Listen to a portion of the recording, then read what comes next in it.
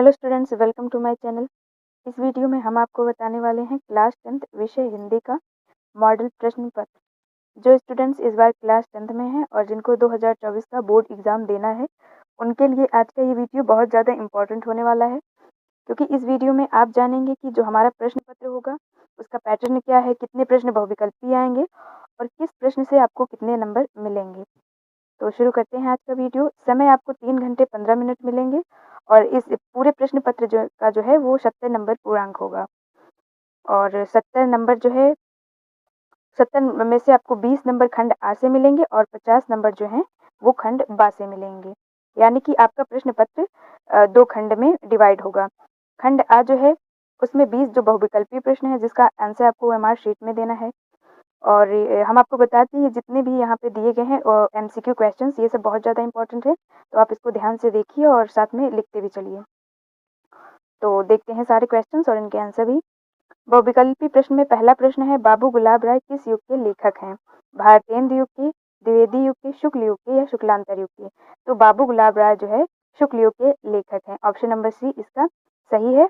प्रश्न नंबर दूसरा, चिंतामणि किस विधा की रचना है? निबंध की, कविता, नाटक या कहानी की?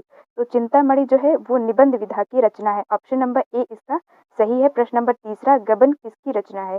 मुंशी प्रेमचंद, जयशंकर प्रसाद, निराला, हरिकृष्ण प्रेमी? तो गबन मुंशी प्रेमचंद्र की रचना है। प्रश्न नंबर चौथा है, शुक्ल युग की समय अवधि क्या है? तो शुक्ल युग की समय अवधि 1919 से 1938 तक है। प्रश्न नंबर पांचवा, नीड़ का निर्माण फिर किस विधा की रचना है? जीवनी, आत्मकथा, साक्षात्कार या रेखाचित्र? तो नीड़ का निर्माण फिर आत्मकथा विधा की रचना है। प्रश्न नंबर 6 है, परिप्रवास किस युग की रचना है? द्विवेदी युग, भारतेंदु युग, प्रगतिवादी युग या छायावादी युग? परिप्रवास जो है वो ऑप्शन नंबर ए द्विवेदी युग की रचना है। प्रश्न नंबर 7वां है, मधुशाला किसकी रचना है? रामधारी सिंह दिनकर, हरिऔध, हरिकृष्ण राय बच्चन, सुमित्रानंद पंत? तो मधुशाला हरिवंश राय बच्चन की रचना है। प्रश्न नंबर 8वां, भारत भारती किसकी रचना है? सिया राम शरण गुप्त, मैथिली शरण गुप्त, जयशंकर प्रसाद, महादेवी वर्मा? भारत भारती मैथिली शरण गुप्त की रचना है। प्रश्न नंबर 9, आधुनिक काल कब से कब तक? तो आधुनिक काल जो है वो सन 1843 से अब तक है। प्रश्न नंबर 10वां है, मतीराम किस युग के कवि हैं? आधुनिक काल, आदिकाल, भक्तिकाल या रीतिकाल? तो मतीराम जो है वो रीतिकाल के कवि हैं।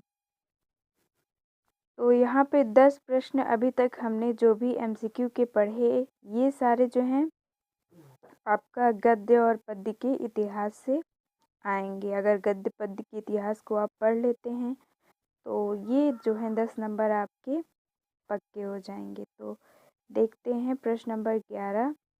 ये हम आपको बता दें कि यहाँ 11 से जितने भी आपके 20 एमसीक्यू हैं, ये सारे आपके संस्कृत और हिंदी का जो व्याकरण है उससे आने वाले हैं। नंबर 11, हास्य रस का स्थायी भाव है? शोक, रति, हास या निर्वेद? तो हास रस का स्थायी भाव हास है।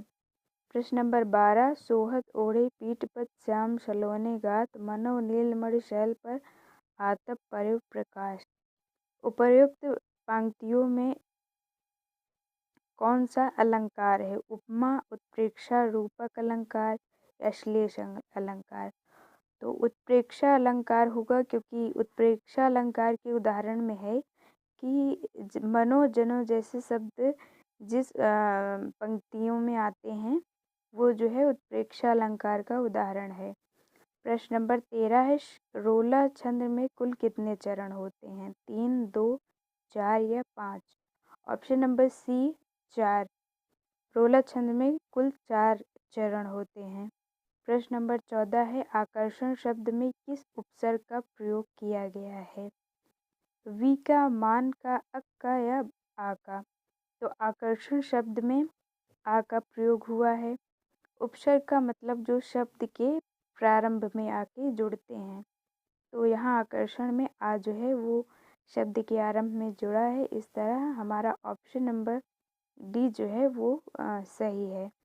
प्रश्न नंबर 15 है, रचना के आधार पर वाक्य के कितने भेद हैं? 2, 5, 6 या 3? तो सही आंसर है ऑप्शन नंबर डी। रचना के आधार पर वाक्य के 3 भेद होते हैं। प्रश्न नंबर है 16, पीताम्बर में कौन सा समास है? कर्मधारय, द्वंद्व, बहुव्रीहि समास, तत्पुरुष। ऑप्शन नंबर 1 कर्मधारय समास। वर्णनात्मक प्रश्नों को खंड बा में जो आपके वर्णनात्मक प्रश्न है उसका टोटल पूर्णांक जो है वो आपका 50 नंबर का होगा। तो देखते हैं प्रश्न पहला है, निम्नलिखित गद्यांश पर आधारित 3 प्रश्नों का उत्तर दीजिए। 3 प्रश्न जो हैं वो आपके गद्यांश से रिलेटेड आएंगे। प्रत्येक प्रश्न आपके 2 नंबर के होंगे। इस तरह 6 नंबर आपको गद्यांश से मिलेंगे। गद्यांश का पहला प्रश्न है, उपर्युक्त गद्यांश का संदर्भ लिखिए। प्रश्न दूसरा है, गद्यांश के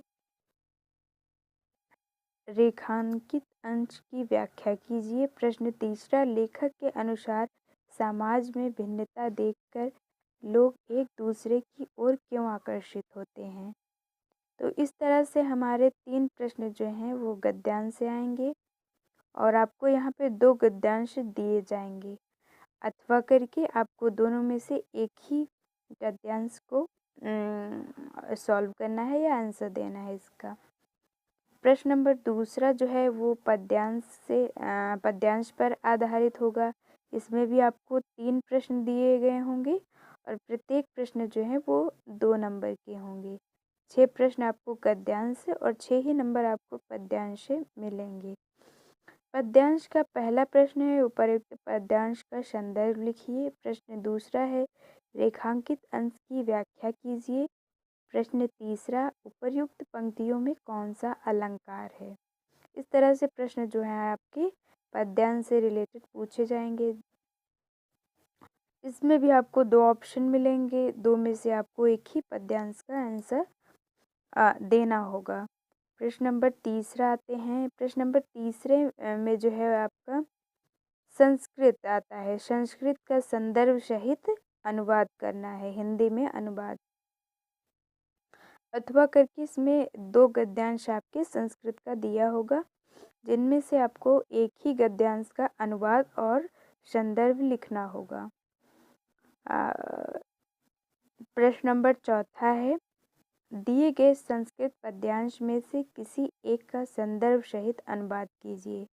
यहाँ पे ऊपर आपने देखा कि इसमें गद्यांश का जो है वो संदर्भ सहित हिंदी में अनुवाद करना है और प्रश्न नंबर चौथे में जो है वो आपका पद्यांश का संदर्भ और हिंदी में अनुवाद करना है और दोनों ही प्रश्नों के आपको 5-5 नंबर मिलेंगे। इस तरह से 10 नंबर जो हैं वो आपके गद्यांश और पद्यांश के अनुवाद से मिलेंगे। अब आते हैं प्रश्न नंबर चौथे नंबर 5वें पे आते हैं। प्रश्न नंबर 5वें में है, अपने पठित खंड काव्य के आधार पर निम्नलिखित प्रश्नों में से किसी एक प्रश्न का उत्तर दीजिए। यानी कि आपने जो चरित्र चित्रण याद किया होगा या सर्ग का कथानक जो भी है अपने शब्दों में उसका आंसर देना होगा। यहाँ पे हमें 3 नंबर जो हैं इसके मिलेंगे। प्रश्न नंबर 5वां हो गया। अब हम प्रश्न नंबर 6 में देखते हैं।